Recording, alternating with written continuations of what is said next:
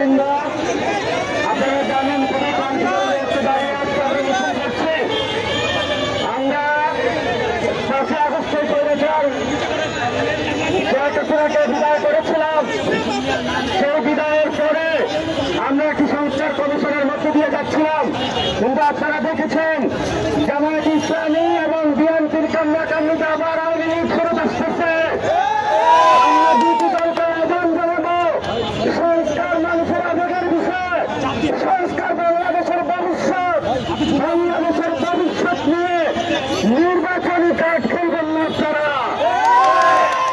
সংস্কার করতে আমরা বলতে চাই, যদি সংস্কার বাস্তবায়ন হয় বাংলাদেশ থেকে আওয়ামী লীগ সাংবিধানিকভাবে চিরতরে হারিয়ে যাবে ইনশাআল্লাহ। এই জন্য বিএনপি এবং জামাতের কাছে আমরা আহ্বান রাখবো, রাজপথে আপনারা সংস্কার কার্যক্রমকে নির্বাচনী ট্রাম্প কার্ড বানাবেন না। তবে যারা সংস্কারের পক্ষে তাদের সাথে আমাদের সমর্থন থাকবে। এই সত্যি যে সেই সংস্কারের সমাবেশ, সেই সংস্কারের মিছিল তাদের নির্বাচনী কয়েকটা ভোট ব্যাংক বানানোর কাছে ব্যবহার করবেন না। সংস্কার বাংলাদেশের ভবিষ্যৎ।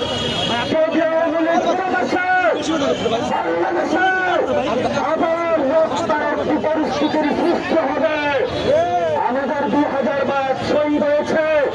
আমরা বাংলাদেশের কোনো লাশ চাই না, আমরা বাংলাদেশের কোনো মা বোনের ধর্ষণ চাই না।